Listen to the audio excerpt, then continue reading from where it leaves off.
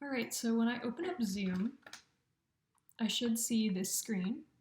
And if I have an account with Zoom, I'm able to host meetings, which is what I'm going to go over right now. So I'll sign in using my account.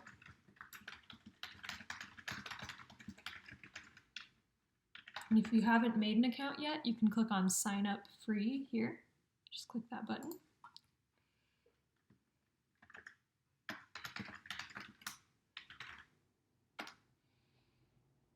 And this is the screen that should pop up.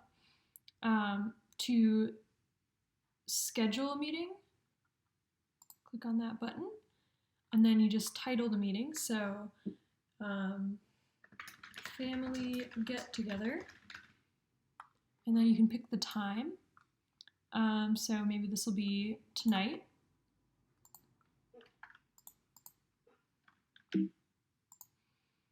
And you can also set an end time. So I guess I'll set it for just about an hour. If I don't want to have a time limit and I want to use this link over and over again at any time, a really helpful thing you can do is click recurring meeting. And that way it doesn't have a start and end time. The link will be good at any point. I usually don't require a meeting password, but you can if you want to make sure that no strangers could hop on your call. So I'm going to uncheck this because I don't want anyone trying to join the meeting to be unable to do so.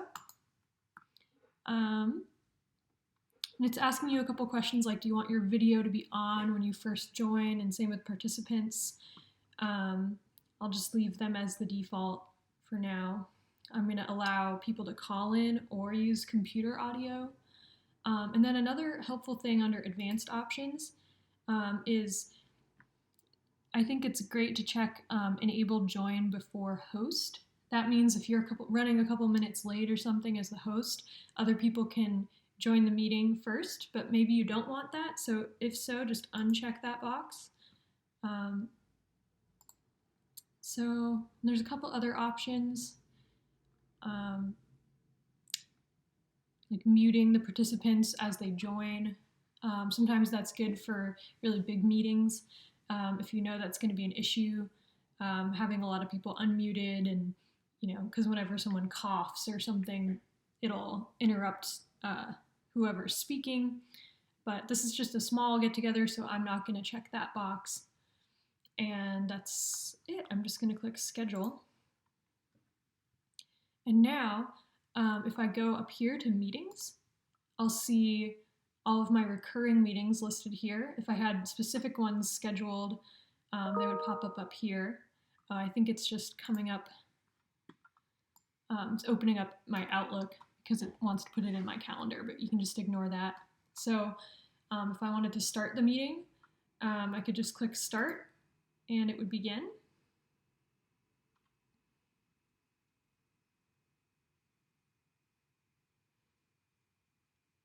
It's taking its time.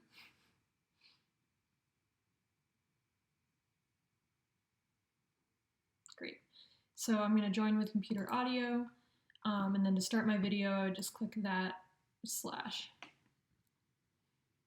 All right, and I can see I'm the only participant in here. As people join, that number will go up, and I'll be able to see them entering the call.